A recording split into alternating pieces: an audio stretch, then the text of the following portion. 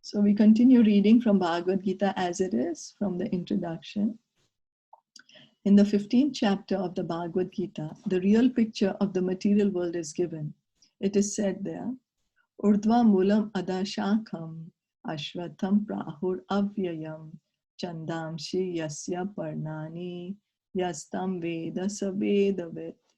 Here, the material world is described as a tree whose roots are upwards and branches are below. So Bhagavad Gita says that this material world is a perverted reflection of the spiritual world.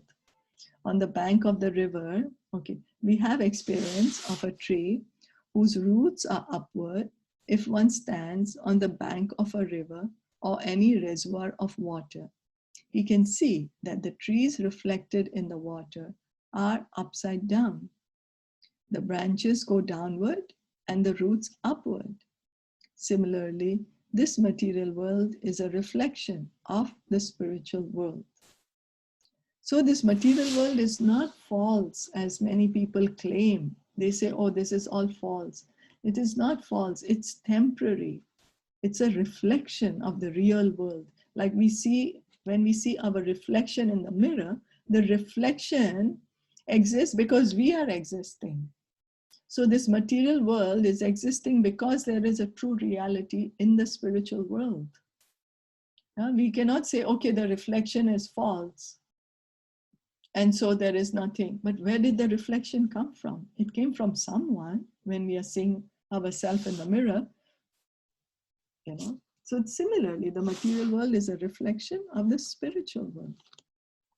The material world is but a shadow of reality.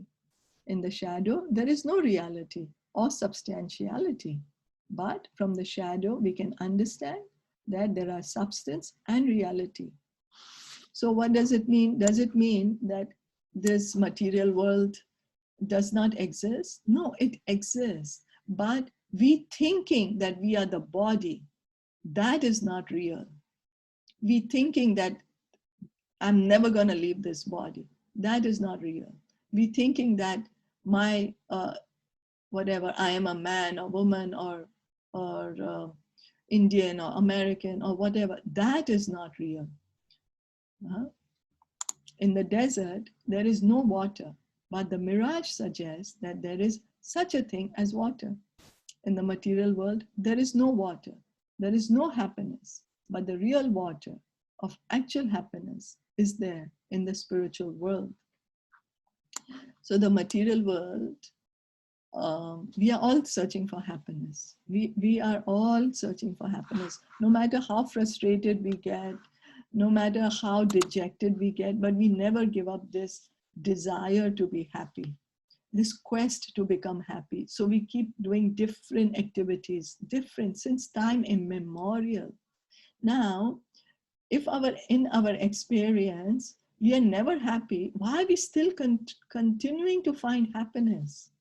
Why are we continuing to find happiness like crazy people? Let me do this, I'll be happy. Let me do that, I'll be happy. Let me change my position, I'll be happy. Why? Because we are spirit souls, we are Sat Chid Ananda. So to be happy is our nature. But now, because we are thinking we are the body, we are finding happiness in the wrong places. If we find happiness in devotional service, in the spirit soul, in connection with Krishna, we will find happiness, because happiness is there in the spiritual world. The spiritual world is Satchidananda. Krishna is Satchidananda. We, the living entities, the spiritual soul is Satchidananda. That's the reason we are always trying to find happiness, because that's who we are, Sat Chid Ananda.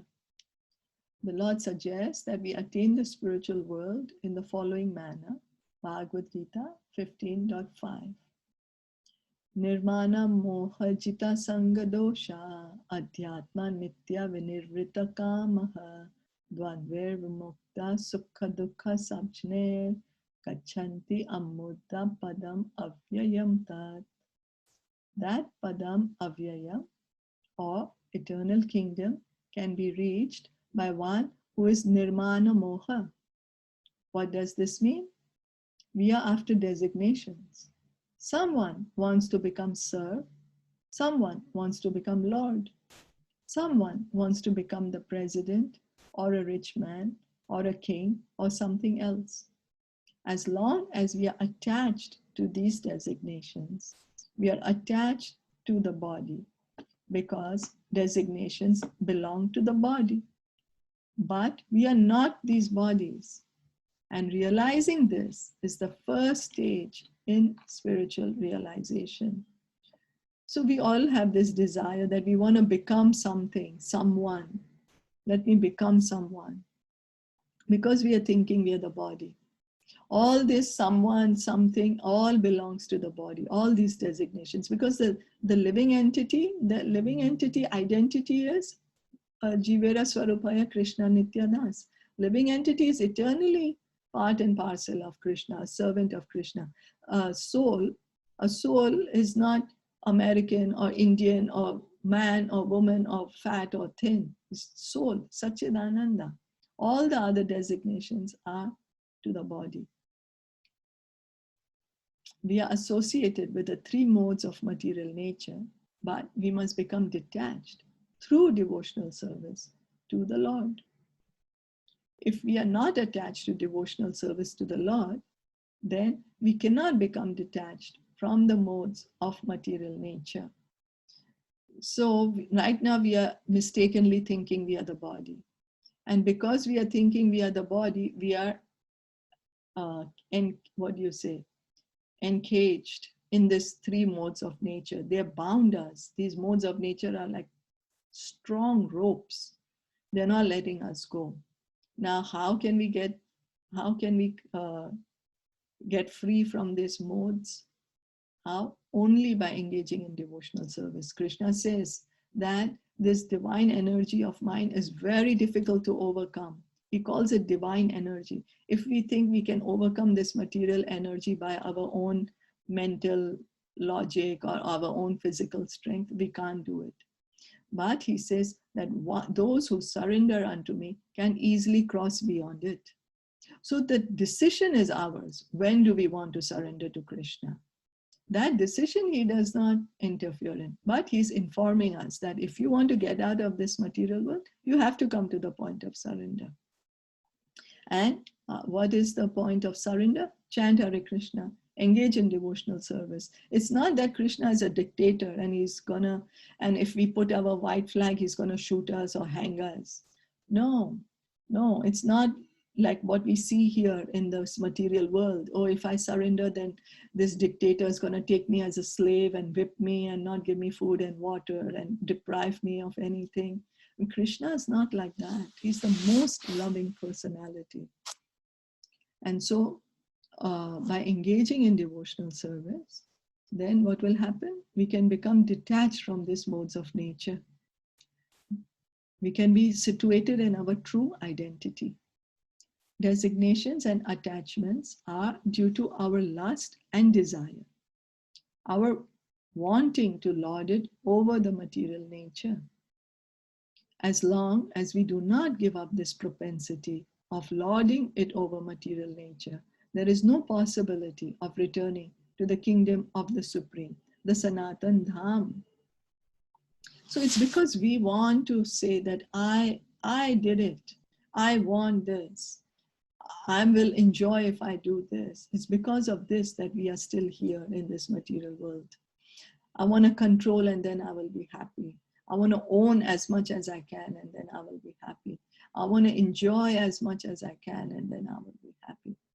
So till the time we have this, we can't go back.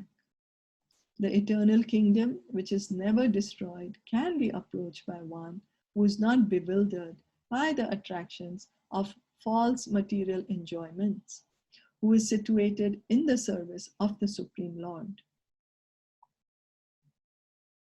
So here Prabhupada is saying that a devotee can enter into the spiritual world. Why? Because a devotee is receiving all the happiness that he wants, all the enjoyment that he wants by engaging in devotional service. See, happiness is a a requirement. It's a need of the soul. We can't not be happy. It's just we should know how to be happy in the correct way. So because a devotee is completely happy in his connection with the Lord, in his service with the Lord, he does not want happiness of this material world. It's like when you have a real diamond, why would you want a fake diamond? You don't want it. It's only we don't understand what's a real diamond, so we hold on to the fake one. But if somebody is giving the real diamond here, this is a real diamond, and if we understand it, we will take the real diamond, and then we will be able to give up the fake one.